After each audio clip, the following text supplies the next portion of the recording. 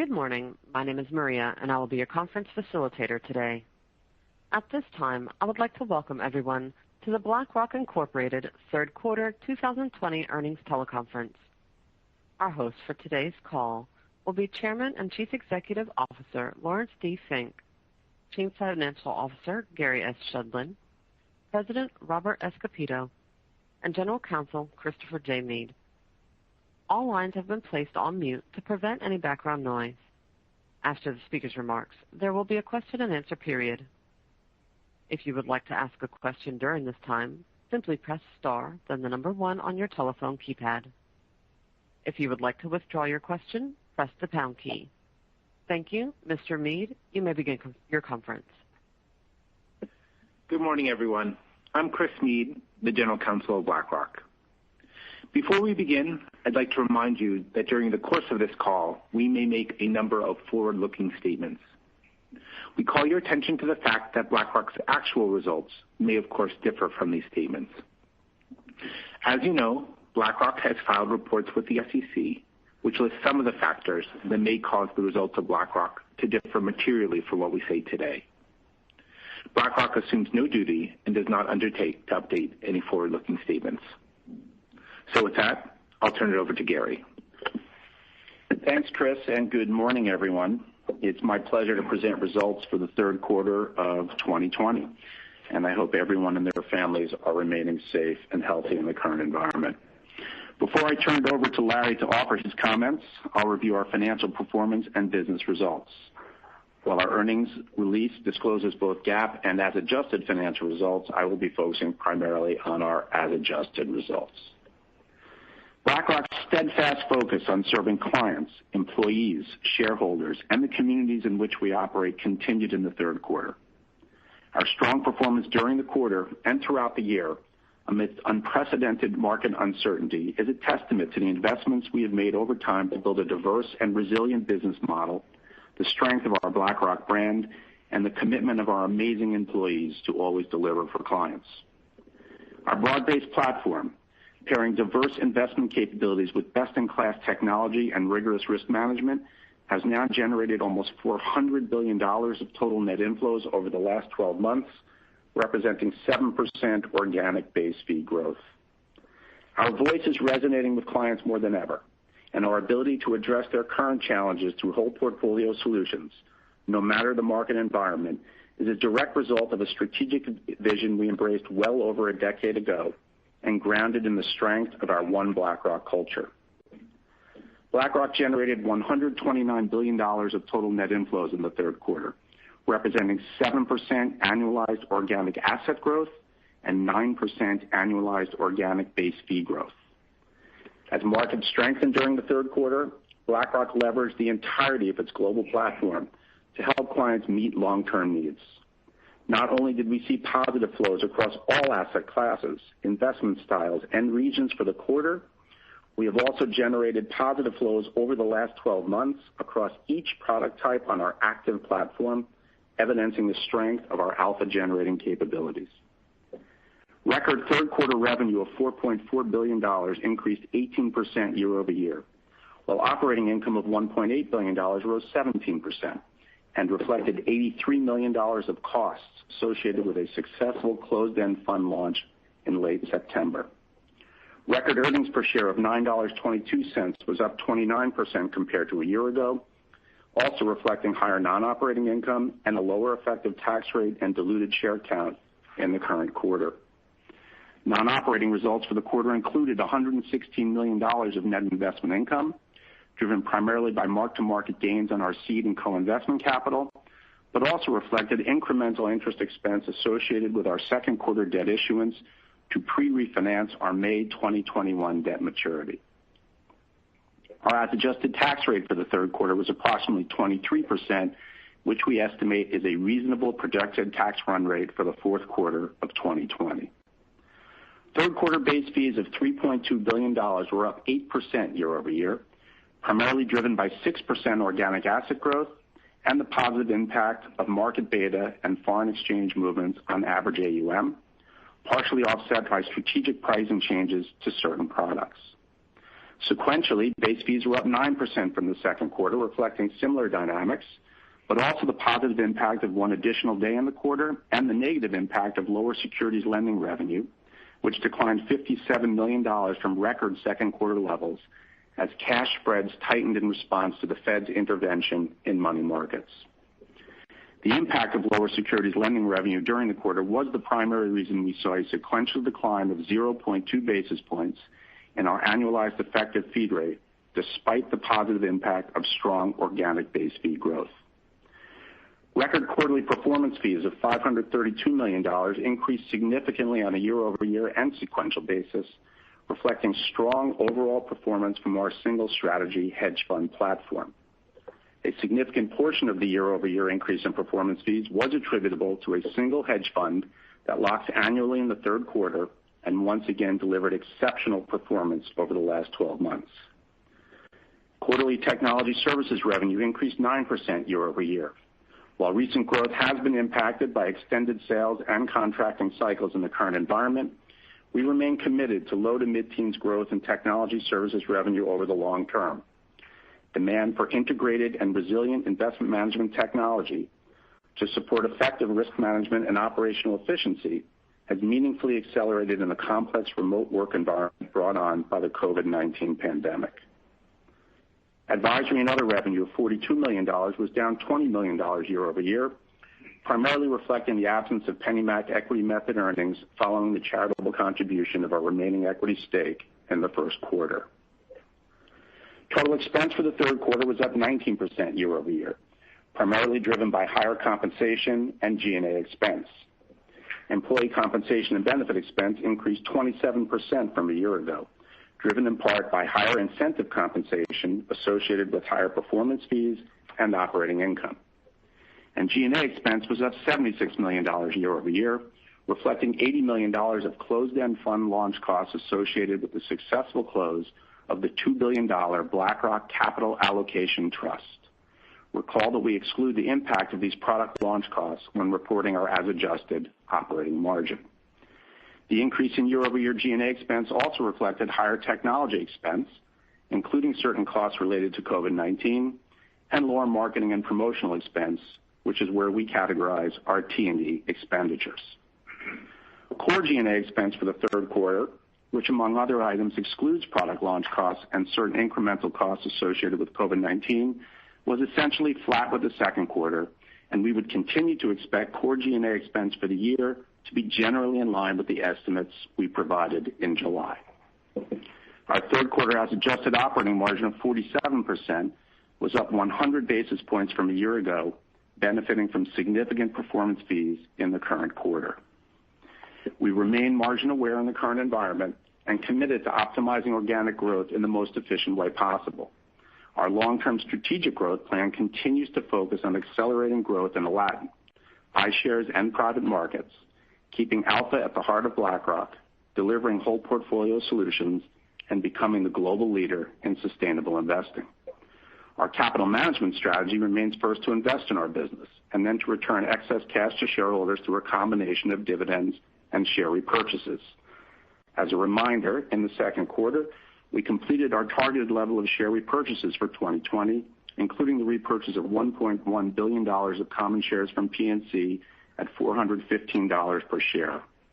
While we did not repurchase any shares of common stock in the third quarter, we intend to be opportunistic should attractive relative valuation opportunities arise during the remainder of the year. As you will hear more from Larry, BlackRock has never been better positioned to deliver for clients as we leverage our unique insights, guidance, and solutions to help clients meet long-term investment needs. Third quarter organic asset growth of $129 billion reflected the diversity of our platform, with strong flows across the franchise, especially in iShares, active strategies, and cash. iShares net inflows of $41 billion, representing 8% annualized organic asset growth and 7% organic base fee growth, reflected continued momentum in fixed income and sustainable ETFs, two strategic product categories where we have leading market share, and inflows into higher fee precision exposures as institutional buyers utilize these highly liquid trading instruments to express tactical market views. retail net inflows of $20 billion, representing 11% annualized organic asset growth and 12% annualized organic base fee growth, were positive in both the U.S. and internationally and across all major asset classes. Inflows reflected broad-based strength in active fixed income, equity, liquid alternatives, and multi-asset funds. As previously mentioned, retail multi-asset flows also included the successful close of the $2 billion BlackRock Capital Allocation Trust closed-end fund, made possible by the top decile performance of our global allocation investment team. BlackRock's institutional franchise generated approximately $37 billion of net inflows in the third quarter, reflecting demand for our top-performing active strategies and industry-leading index capabilities and renewed client interest in fixed income. Institutional active net inflows of $30 billion were also broad-based across all product categories and were led by $12 billion of active fixed income flows, reflecting strong activity among insurance clients. Multi-asset net inflows of $11 billion were driven by continued growth in our LifePath target date franchise and OCIO client wins, where BlackRock's global insights and unique ability to provide whole portfolio solutions enable us to be the partner of choice to clients. Across our retail and institutional client segments, we generated a record $10 billion of active equity net inflows, representing our sixth consecutive quarter of positive flows in this product category. Flows were led by top-performing franchises in technology, health sciences, and U.S. growth equities, as well as quantitative strategies.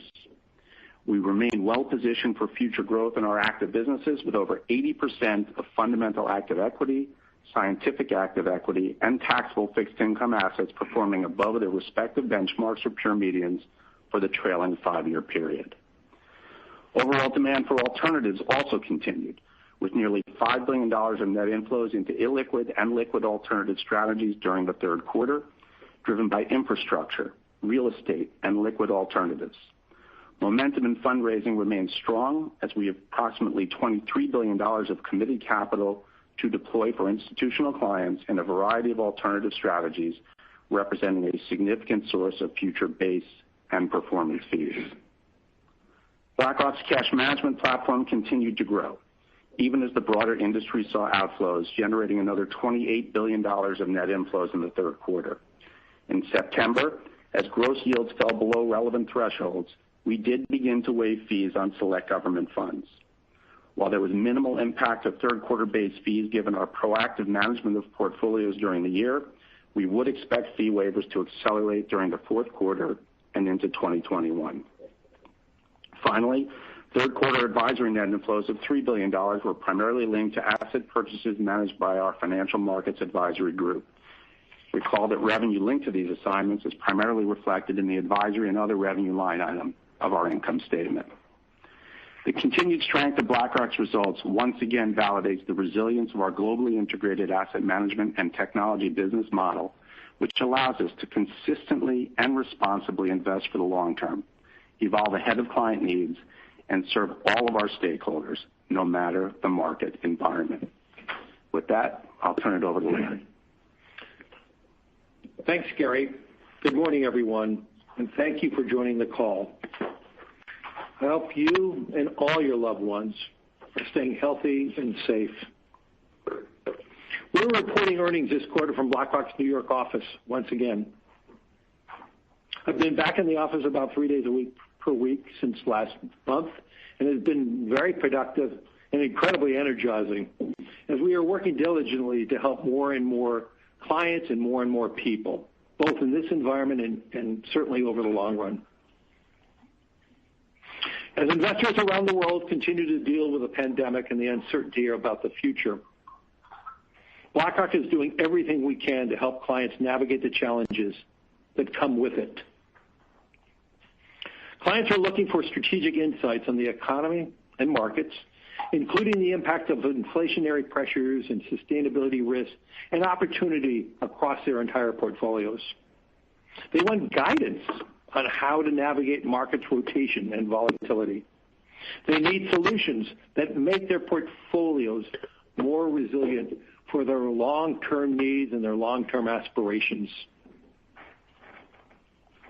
BlackRock is better positioned than ever before to deliver our comprehensive global investment platform across active and index, across asset classes and geographies, and across all exposures.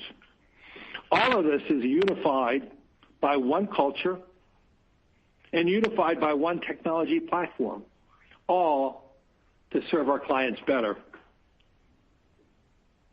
We have purposely built our business model over the last 32 years, both organically and through historic transformational acquisitions, to be centered around client needs.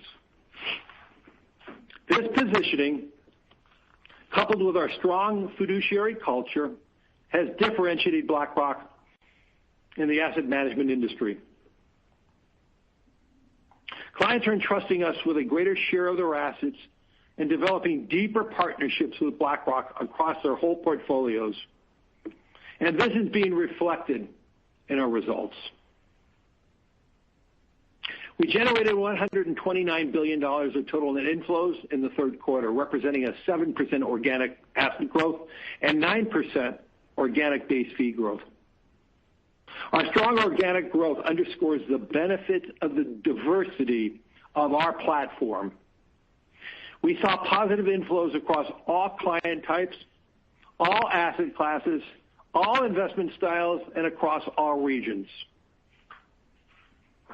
We delivered 18% revenue, 17% operating income, and 29% earnings growth, while at the same time expanding our as-adjusted operating margin year over year. Consecutive quarters of strong growth through the pandemic are a testament to the flexibility and our resilience to our business model. Our ability to aggressively embrace change, to evolve to meet our clients' needs, continues today and drives our strategy for long-term growth. And I'm more convinced than ever before that our ability to meet the challenges of our clients will continue to drive future growth for BlackRock. The global pandemic remains a key factor for investors over the near and long term, while many individuals and companies are going through a painful period of readjustment as we enter the 9th month of COVID-19. Economic activity is beginning to restart around the world as fatalities and hospitalization rates per infection are dropping. Despite renewed localized lockdowns to contain the virus clusters, the unprecedented joint monetary fiscal policy response by many governments, including the U.S., is providing a bridge for disrupted income streams and has so far surprised on the upside. This improving macro backdrop has fueled an equity market rally over the past few months, in a large part due to the mega cap technology companies. Investors need to navigate growing risk in the coming months. However, including the different speeds of economic restart across countries, a lag in stimulus, particularly in the U.S., and the upcoming U.S. election next month, which could have significant implications on policy and on markets. This pandemic is also accelerating key structural trends, including the fragmentation of the global economy and what I've been repeatedly talking about, the silent crisis of retirement. We continue to use the full breadth of our capabilities to meet the needs of our diverse client base, including pensions, insurers, and other institutions around the world, as well as wealth managers who serve millions of individuals. The strength of BlackRock's brand enables us to participate in many of the critical conversations impacting our industry and society. We're listening to our clients and bringing their voices to these conversations. Nowhere is this more evident than in our sustainability strategy and ambitions. Investors are increasingly recognizing that sustainability considerations are central to investing and whole portfolio construction, and I firmly believe this move towards ESG is a tectonic shift that will be playing out for the years to come. BlackRock is accelerating our efforts to ensure we may remain uniquely positioned to serve clients with research, investment solutions, and technology. We have grown our sustainable solutions to more than 125 iShares ETFs and over 65 dedicated active strategies. And we're now working on building new technology capabilities to help BlackRock and our clients quantify and measure factors such as the impact of climate change on companies and on our entire portfolios. Through our Financial Markets Advisory Group, we are leveraging our capital markets expertise, our industry-leading analytics and technology, and fiduciary business model to serve governments around the world and the people they serve. We take on these mandates to fulfill our purpose of helping more and more people experience financial well-being. And we approach the great responsibility that comes with it with utmost fiduciary focus and professionalism. We're seeing clients increasingly look for alpha in their portfolios, and BlackRock's top-performing $2 trillion in AUM and active management platform is well-positioned to deliver when they need it most. I'm incredibly proud of the alpha our portfolio management teams across BlackRock are generating for our clients.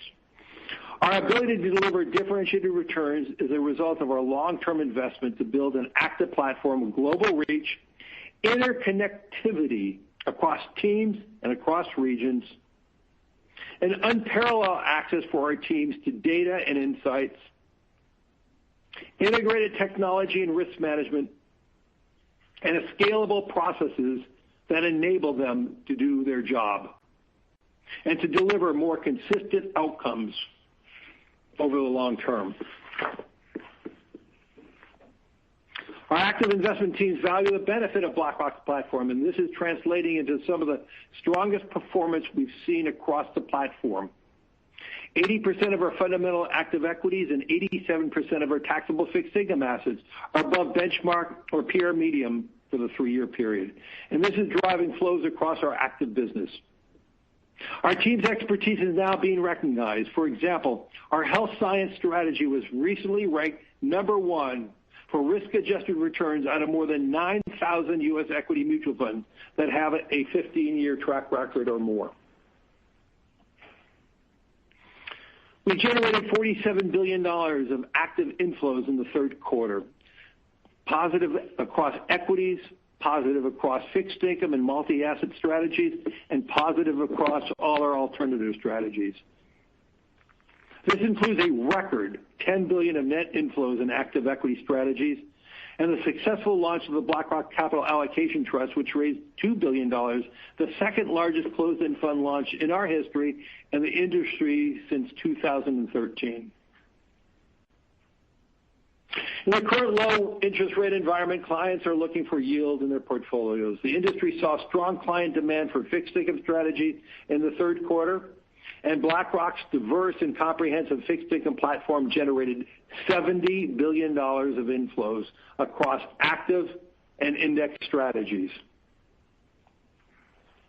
We also saw continued demand for our cash management strategies and generated $28 billion in net inflows, despite the low rate environment and even as the industry experienced redemptions in the quarter.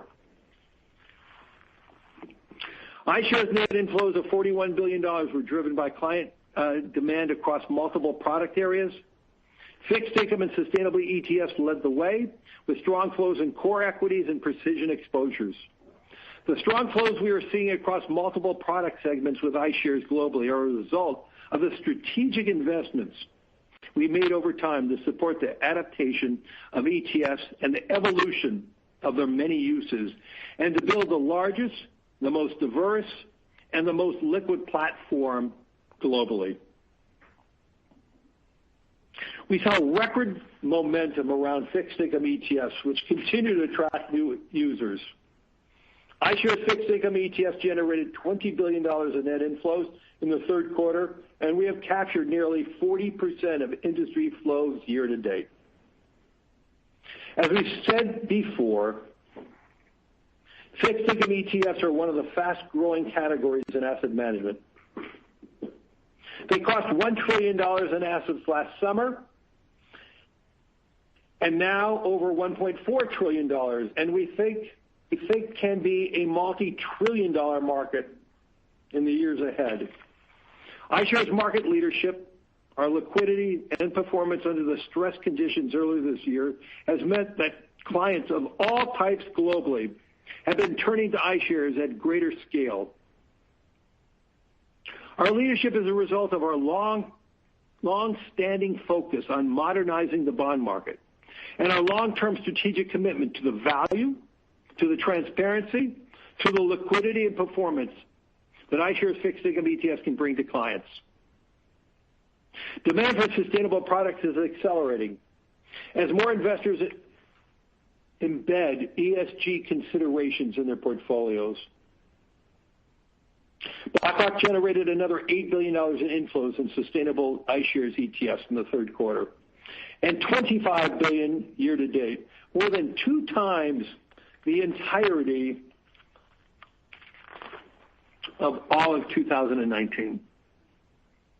We also believe that sustainable indexing is helping to expand the market for sustainability overall by expanding access to more clients who want to invest in this way. A focus on sustainability can help make portfolios more resilient, and BlackRock remains committed to being the leader in this high-growth strategic segment and making sustainable investing accessible to more people worldwide. In addition to iShares, we are also innovating the tax-efficient product designs across our platform. The movement towards fee-based advice and client needs for tax optimization in their portfolios create significant opportunities for BlackRock, and we are investing heavily in both ETFs and separately managed accounts, or SMAs. We're the second largest provider of retail SMAs, and we recently launched our tax-managed equity index SMA strategy in the wire and RIA channels. This is an important addition to our $126 billion SMA business that has been strong growth over the past several years, particularly in fixed income where we are a market leader. We are focused on expanding our capabilities and innovating both solutions and portfolio enablement technology to meet the needs of all our clients, all our financial advisors, and also their own clients. Clients will increasingly need alternative return sources such as private markets for portfolio diversification and resilience, particularly in down markets. Alternatives are playing a critical role in holistic portfolio construction, and we have purposely invested over time to build a comprehensive, a diversified platform across infrastructure, private credit, real estate, private equity solutions, hedge funds, and alternative solutions to meet client demand for this asset class. The benefits of these investments are very clear. We generated $5 billion of net inflows across liquid and illiquid alternative strategies in the third quarter, and we deployed another $2 billion of client capital as we seek out opportunities for our clients. And as clients increase their alternative allocation within their portfolios, they're looking for a more sophisticated whole portfolio view of their entire asset base. One of the biggest structural trends within our industry is a growing need for robust enterprise operating and risk management technology. The pandemic has accelerated the shift from fragmented technology systems to a unified technology platforms like Aladdin that can support the increased need for risk transparency across asset classes and the construction of more resilient portfolios. It is also highlighting the importance of a better understanding sustainability risk and opportunities in portfolios. BlackRock is expanding Aladdin's ESG data and analytics, and we recently released over 1,500 third-party ESG metrics to Aladdin clients. We're developing new Aladdin products as well to serve a growing demand and need for better tools to manage climate risk in investments. And we're very excited to having early conversations with our clients about Aladdin Climate. BlackRock is a global company with employees in over 30 countries and clients in more than 100 countries. I've spoken before about the importance of being immersed in the local markets around the world so we can respond to the unique needs and objectives of these clients in their home market. and effectively delivering all of BlackRock's capabilities. We are seeing the benefits of that approach, with clients in Europe and Asia entrusting us with more than $57 billion of long-term net inflows in the third quarter, representing nearly half of our total organic growth during this period. And we continue to use our expertise to improve issues such as investor access and retirement for more people around the world. In Brazil, we have worked with local regulators and exchanges to cross-list ETFs on a local exchange, which will reduce barriers for Brazilians to access global markets. With rates at an all-time historical low of 2%, the current backdrop has never been more favorable for Brazilians to diversify their holdings, and BlackRock is well positioned to capture that opportunity. Clients are increasingly interested in emerging markets as long-term investments, including China, which is the world's second largest economy and a key area for investment return opportunities and portfolio diversification. Many of our clients expect us to both understand and invest in this market on their behalf because it is an important component in achieving their long-term financial goals. Having a local presence in China will help us better serve clients globally.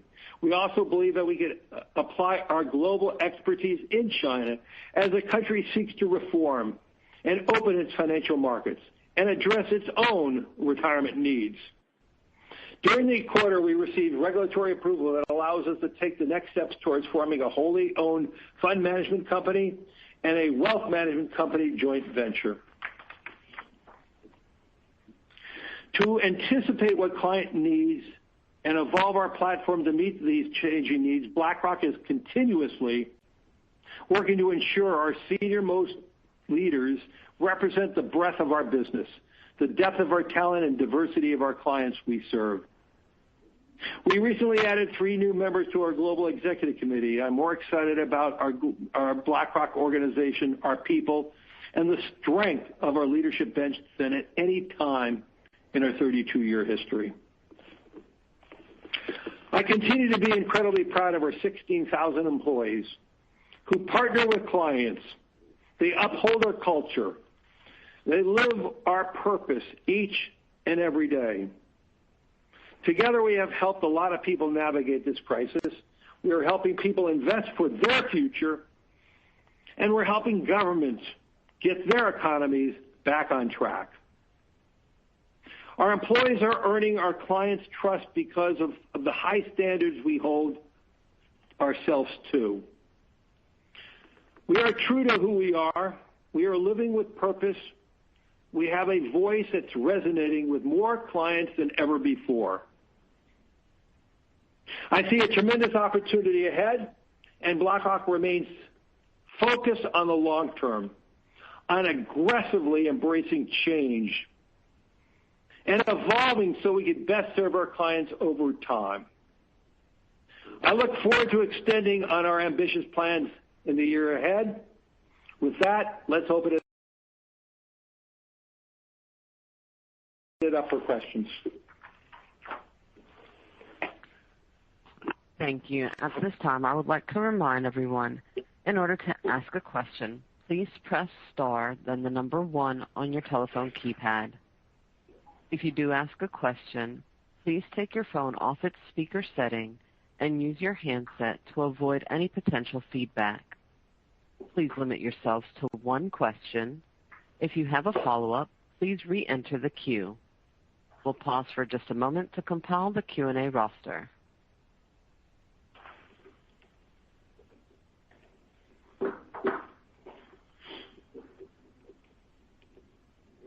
Your first question comes from Mike Carrier of Bank of America. Hello, Mike. Hi, Larry. Good morning, everyone. Hope you're all well, and thanks for taking the question. The strength in active flows, is better than expected and better than what we were seeing, industry-wide. Just curious, what are you seeing as maybe the driver specific to BlackRock, whether it's client, product specific, and then based on conversations, do you see more follow through for this demand going forward? Thanks. Let me have Rob answer that question, and I may do a color backdrop after that. So, Mike, I think that you would agree that in the environment that we are experiencing this year, every single bit of alpha generation is critical to our clients. I think Larry said it well. We're very proud of the strong active performance that we have across all asset classes, and I think this is a result of our investments to build a platform. And this platform now has global reach, the interconnectivity across the teams and regions, unparalleled access to data and insights through the creation of the BlackRock Investment Institute. We have now fully integrated our technology and risk management, and we have very scalable processes. So this platform is really enabling our teams, and I would say our strong teams, to deliver much more consistent outcomes over the long term for our clients when they need it the most. And if we generate alpha and we have that performance, then assets will come in because the clients need them. Anything to add, Larry? Yeah, let me just add another thing.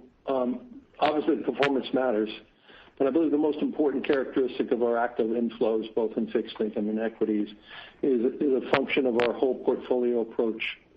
As more and more retail moves to fee-based, it is much more of a solution orientation. It's much more about a whole portfolio approach.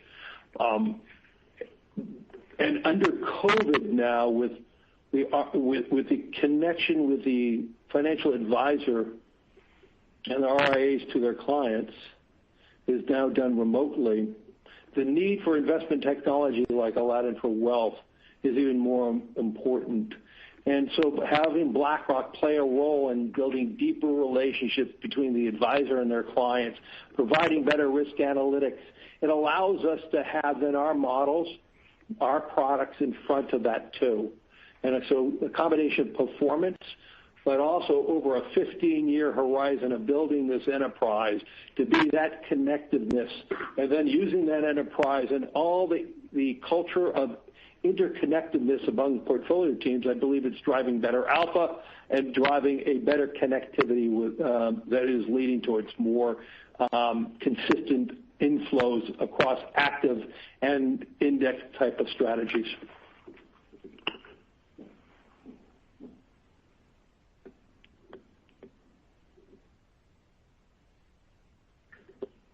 Operator, you can go to the next question. Our next question comes from the line of Craig Siegenthaler of Credit Suisse. Hey, Craig. Hey, good morning, Larry. I wanted to circle back on the strong flows across all client segments in fixed income. And I think we know part of this is driven by overall risk aversion and also heavy rebalancing. But just given where rates are today, do you think some of this strong fixed income migration is eventually diverted into other areas like alternatives and equities, and then within fixed income, maybe into more higher yielding segments like structured credit, loans, and high yield? So, Craig, even in the face of sustained low rates, clients are going to need fixed income in their portfolios to meet their long-term goals, to match their liabilities. And I think in a period like this, what you might find is people stretching for yield, and we try to make sure that they're not overextending and taking too much risk for that yield. But I think clearly what you will see is a migration from low-yielding government securities to corporates and high yield, which took place, to private credit, which is taking place, and for alternatives, which have become less alternative, to have a stronger and larger percentage of a client's portfolio. So that is why, Larry has mentioned, it's important to have the breadth of products that we have across fixed income so that people can migrate to capture that higher yield. And it extends from cash to short duration fixed income to illiquid alternative allocations, and it really is the full spectrum. It also will move into multi-asset flows. And that's why our business in creating multi-asset products are helping those clients to capture that additional yield, which is so critical right now, without taking too much risk. I would just add, there's no question, Craig, government bonds are going to play less and less of a role for most retirement portfolios. They still play a big role in bank portfolios and other regulated institutions, but unquestionably, you would own government bonds, for liquidity and purposes. You certainly would not use government bonds for income purposes. And so you are going to have a migration across to different asset classes and different asset categories. And so, as Rob suggested, I believe our comprehensive platform within fixed income of having a strong, purposeful ETF platform in fixed income, which we've been advocating since 2012, a historical strong fixed income organization since the beginnings of our firm, has just allowed us to have a differentiation in flows. And as I said, I certainly believe fixed income ETFs are going to play a bigger and larger component over the entire fixed income market. And with our positioning and with our constant educating clients worldwide on how can they use fixed income ETFs for their portfolio composition needs in fixed income is going to continue to drive our, I would say, above industry trends in fixed income. Thank you. Our next question comes from the line of Brian Bedell of Deutsche Bank. Great, thanks. Good morning, Brian. Good morning. Maybe, Larry, just to focus on your comments on sustainable investing a little bit more deeply. Obviously, you have a lot of leadership here with, I believe, $125 billion in AUM, and you cited the iShares franchise. It gets over $50 billion in AUM, if I'm not mistaken, with $8 billion in flows. Could you possibly update us on what you think flows were in sustainable product outside of the iShares in the quarter? And then I think the goal is to get to $1 trillion eventually by the end of the decade. Maybe just thoughts on how active management can play a role in your product lineup in addition side. If you can comment on that, on Aladdin, and then Aladdin for wealth as well. Yep. Great question. As I said in my 2020 CEO letter, we believe climate risk is investment risk.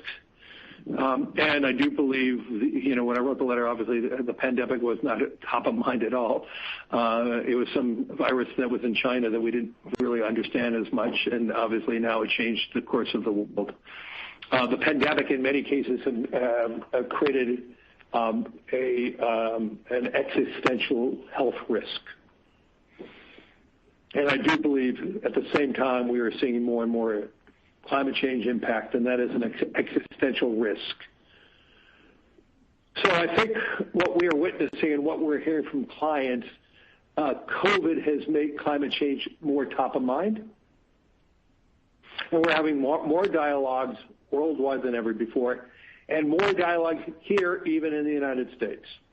In the United States, we have to operate as a fiduciary in the law of this land. Our Labor Department has required in all investments as a fiduciary to ensure that everything you do is about maximization of return.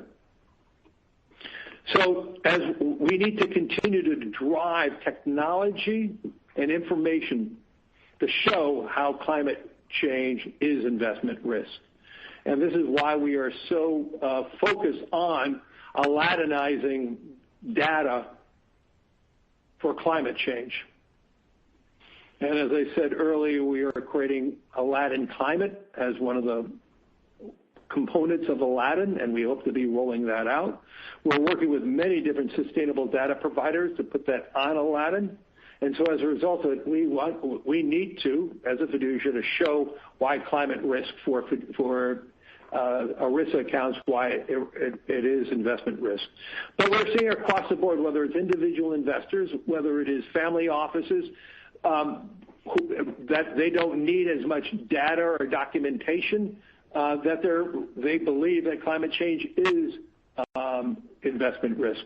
I would say in Europe, more than ever before, if you do not have a climate overlay on everything you do, you will not see any real flows.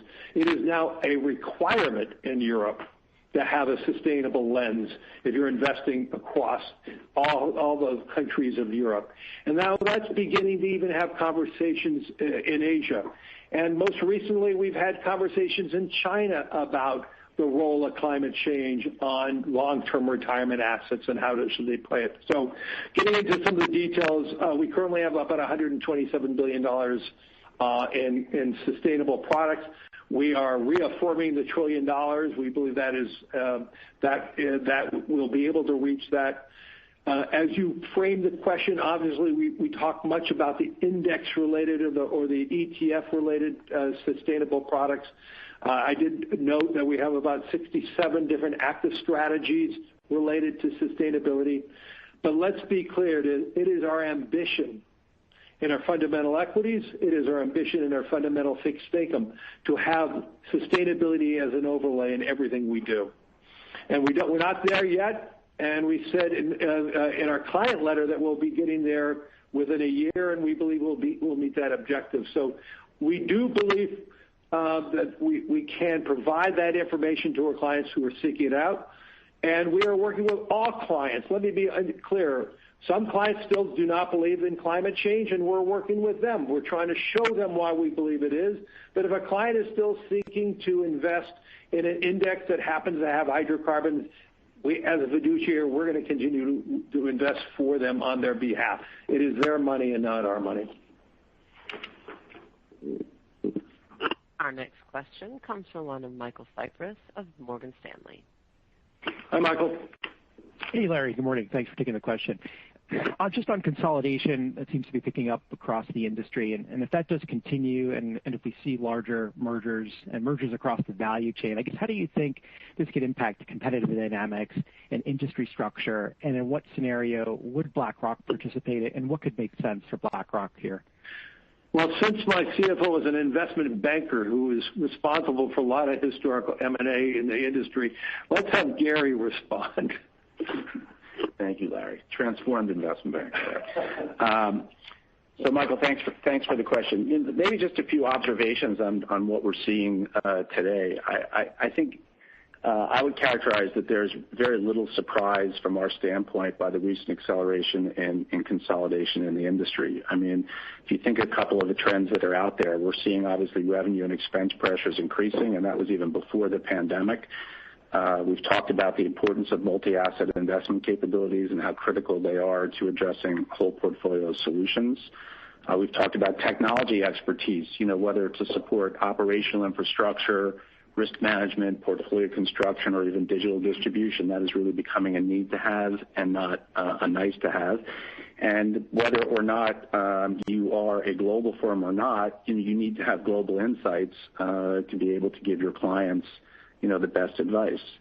If you think about those last three trends in particular, BlackRock really identified those last three trends well over a decade ago, and we began the evolution to really purposely build the firm to what it is today, and in many cases see today's consolidation activity as a validation of the strength of the business model that we've created.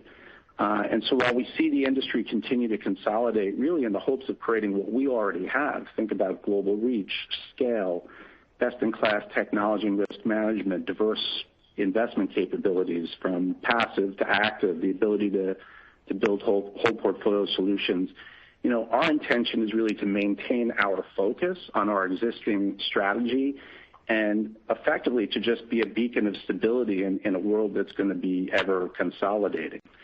And as consolidation, accelerates, I think we feel more strongly than ever that we're going to benefit from the disruption that it's going to create, and we're likely to continue to gain share. Large-scale integrations are not easy.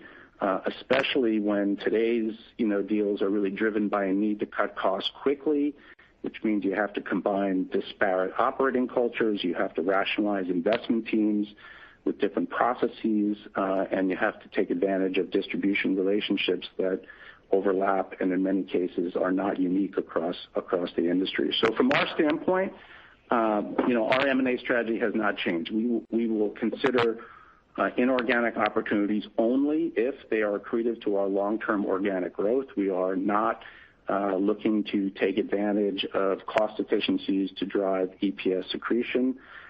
We are much more focused on thinking about tactical M&A that will broaden our technology capabilities, expand our global distribution reach, and potentially scale certain parts of our private markets franchise, but really are much less focused on the pursuit of traditional investment management consolidation.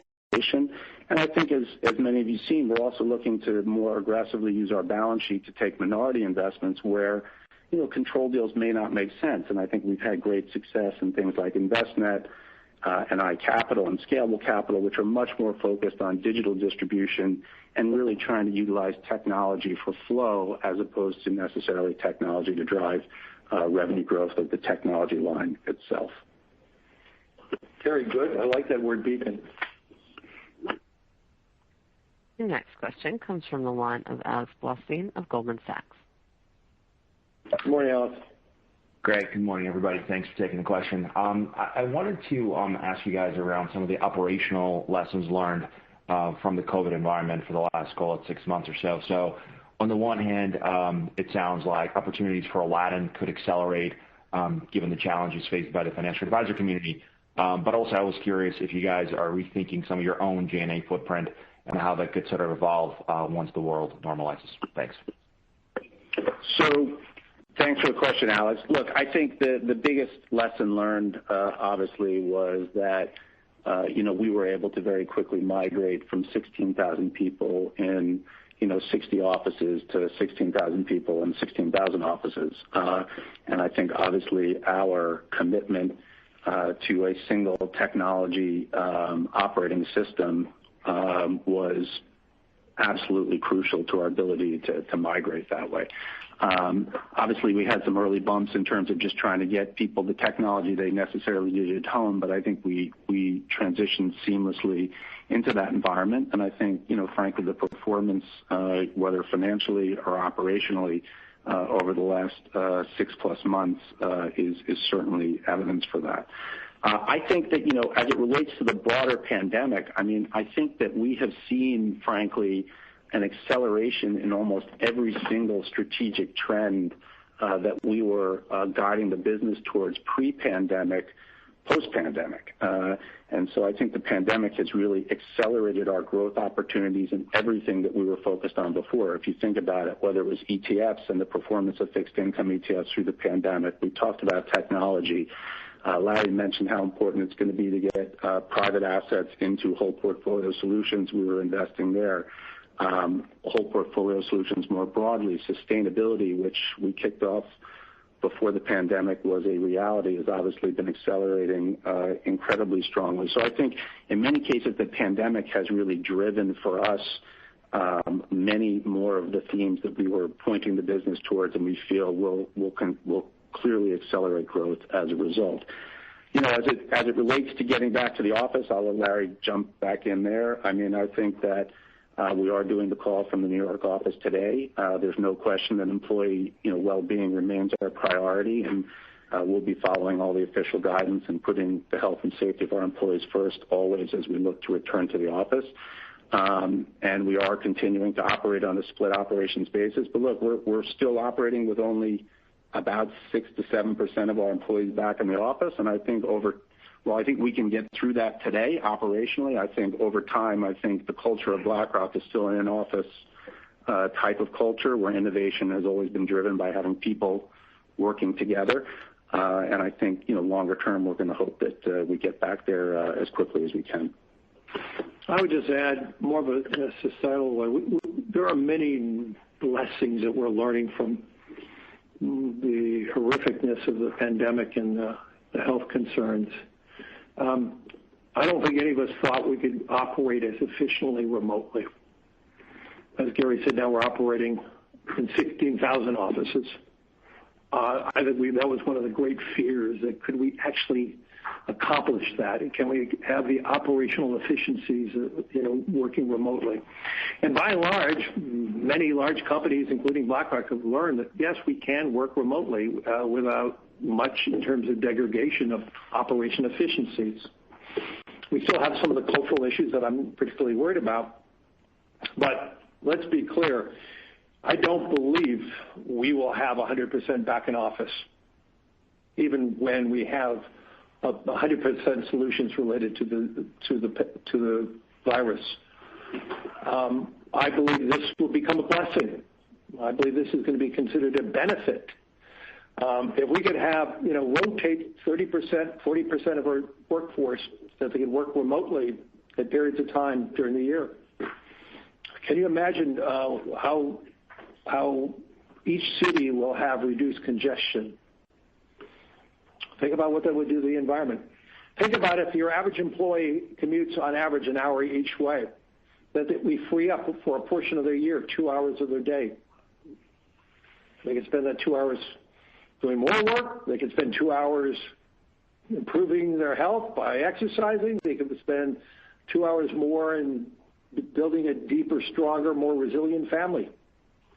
And so there are many blessings through this, and I think we're all going to be adapting and doing this. And I do believe society will be better off through these processes. And so this is what we are talking about related to BlackRock. We have to stay in front of our clients' needs. We have to adapt. And I think one of the great adaptations that we're going to learn from the horrificness of COVID is working remotely and having still some a core part of your enterprise working in office. And I think this is all going to be a real positive lesson. And it will create another dynamism for all our economies. And so I look at this as a great learning experience. We're benefiting from this, and our clients can benefit from this also. Your next question comes from Dan Fannon of Jefferies. Thanks. Good morning. Good morning. The question on flows, the 50% of flows coming from Europe and Asia.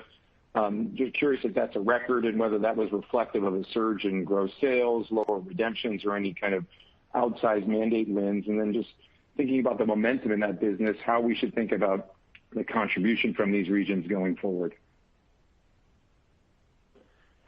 Dan, great question.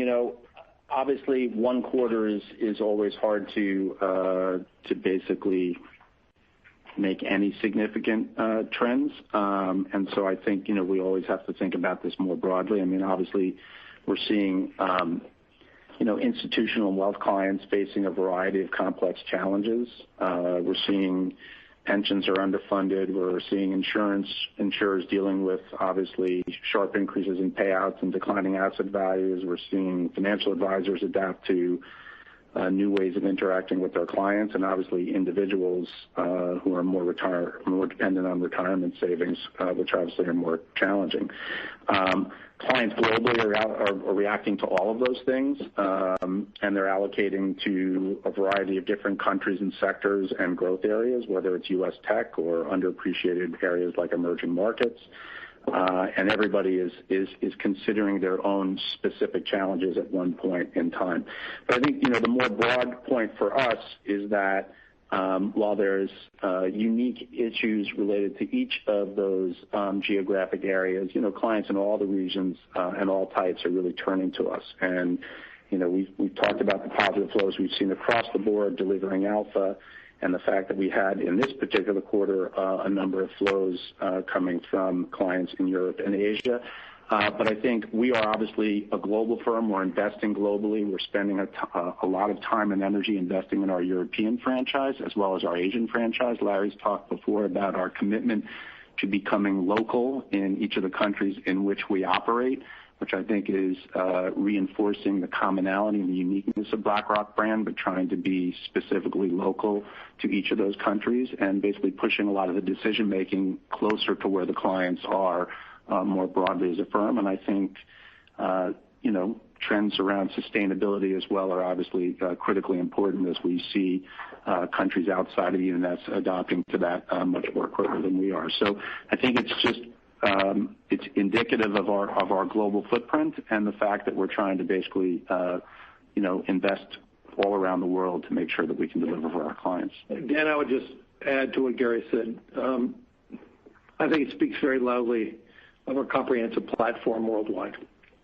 And our commitment to be local in every community where we operate. I would say the other thing by us really helping clients understand the utilization of ETFs. The U.S. was years ahead of Europe and Asia, and Europe is slowly catching up. ETF adaptation in Europe and Asia is accelerating. I would also say we are seeing more consistent retail flows in EMEA across all products. And so I think this is some of it is a new trend, but I think the trend towards ETFs is just the beginning of a big macro trend. I also believe as more financial advisors worldwide are moving to fee-based and are moving to more of fiduciary relationship. It means more whole portfolio solutions. And no firm is better positioned because of our emphasis of being local, our comprehensiveness, and our ability to work with our clients worldwide on the adaptation of more products and different products. Ladies and gentlemen, we have reached the allotted time for questions. Mr. Fink, do you have any closing remarks? Thank you, operator. I want to thank all of you for joining us this morning and for your continued interest in BlackRock. Hopefully you could hear from all of us, we're very proud of the progress we made to help our clients navigate this turbulent investment landscape and building for our clients a more resilient portfolio. I am more convinced than ever before that BlackRock's ability to meet our clients' challenges will continue to drive our growth in the future. I've always said that companies with long-term visions and purpose at the center of their strategies are those that will succeed over the long run. BlackRock's long-term vision to build a platform that is centered around our clients is resonating. Our focus on the long term is fueling our investments in BlackRock's people, in all the communities where we operate, and in our platform as we continue to evolve ahead of our clients' needs. I can assure you we will continue to invest and innovate in the years to come and to serve all our stakeholders, our clients, our employees, our communities, and obviously our shareholders, to fulfill our purpose in helping more and more people experience financial well-being and a better hope for a better future. And I wish all of you a safe and healthy fourth quarter. Thank you. Thank you. This concludes today's teleconference. You may now disconnect.